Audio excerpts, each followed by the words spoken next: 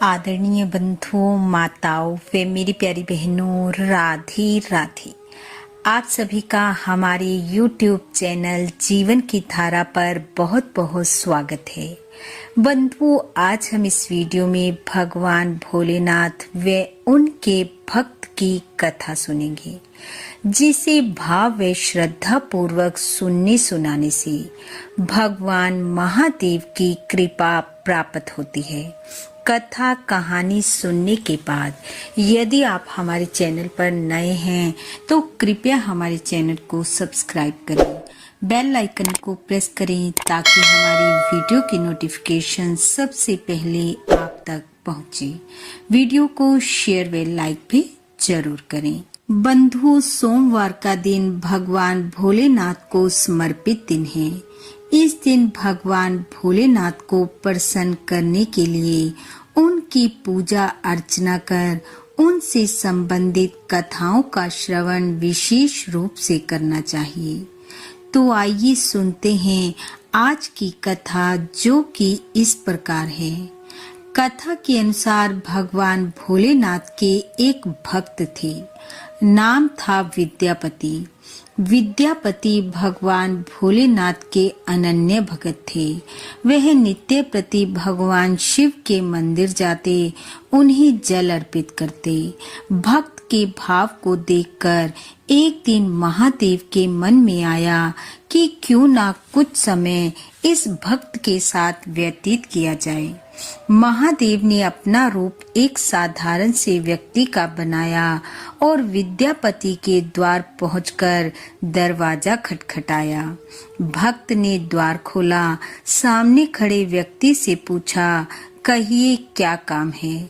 भक्त के घर पहुंचे भगवान ने कहा, मेरा नाम उगना है, मुझे काम की जरूरत है, मुझे अपने यहाँ काम पर रख लो। विद्यापति की आर्थिक हालत ज्यादा अच्छी नहीं थी, इसलिए उसने उगना से कहा, तुम्हें देने के लिए मेरे पास पैसे नहीं हैं, इसलिए मैं तुम्हें नहीं रख सकता।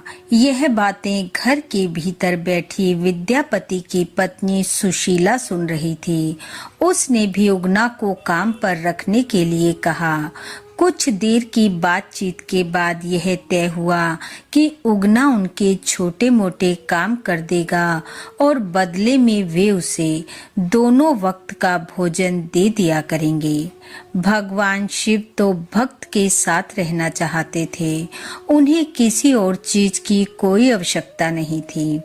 एक दिन उगना विद्यापति के साथ राजा के दरबार में जाने के लिए निकला। गर्मी का समय था। मार्ग में चलते चलते विद्यापति को तेज प्यास लगी। प्यास के कारण गला सूखने लगा, लेकिन आसपास जल का कोई साधन न था। दूर दूर तक जंगल ही जंगल दिखाई दे रहा था। विद्यापति ने उगना से कहा, जल का प्रबंध करो, नहीं तो मैं प्यासा ही मर जाऊंगा। भगवान शिव कुछ दूर गए और शीघ्र ही अपनी जटा खोल एक लोटा गंगा जल भर लाए और जल्दी से लाकर विद्यापति को दे दिया।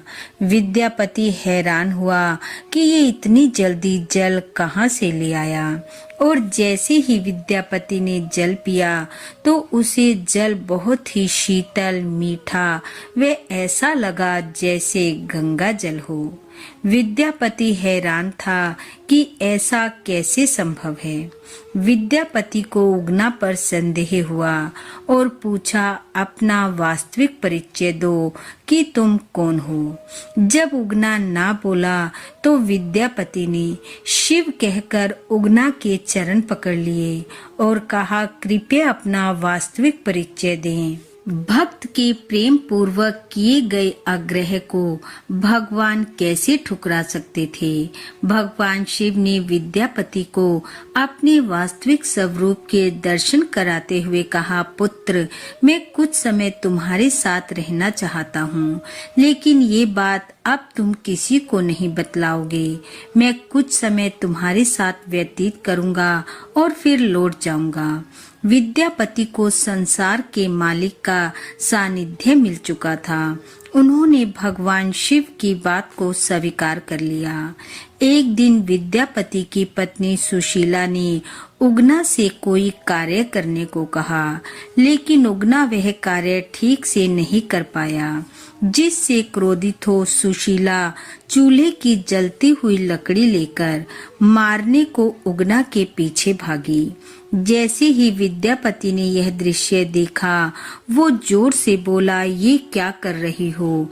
ये हमारे महादेव हैं। विद्यापति के ऐसा बोलते ही महादेव अंतर ध्यान हो गए। सुशीला पश्चाताप की अग्नि में जलने लगी और विद्यापति पागलों की भांति उगना उगना कहते हुए उन्हें वनों, जंगलों, खेत खलियानों में ढूंढने लगा। भक्त की दशा देख महादेव को दया आ गई। वह विद्यापति के समक्ष प्रकट हुए और कहा, हे पुत्र, अब मैं तुम्हारे साथ नहीं रह सकता, लेकिन उगना रूप में जो मैं तुम्हारे साथ रहा, उसके प्रतीक चिन्ह के रूप में अब मैं शिवलिंग के रूप में विराजमान रहूंगा। ऐसा कहते ही भगवान महादेव अंतर ध्यान हो गए और वहां उसी स्थान पर शिवलिंग प्रकट हो गया, जिससे लिपट विद्यापति ने अपने अश्रुओं से शिव का अभिषेक किया। बंधुओं, उगना महादेव का प्रसिद्ध मंदिर वर्तमान समय में मधुबनी जिला के भवानीपुर गांव में स्थित है। इस प्रकार जो भी मनुष्य भक्ति भाव से उगना महादेव के दर्शन करता है, इस कथा को पढ़ता सुनता व दूसरों को सुनाता है, वह महादेव की कृपा को प्राप्त करता है। बोलो महादेव भगवान की जय। बंधुओं, भगवान महादेव की कृपा आप व आपके परिवार पर सदैव बनी रहे। आपका घर आंगन खुशियों से महकता रहे।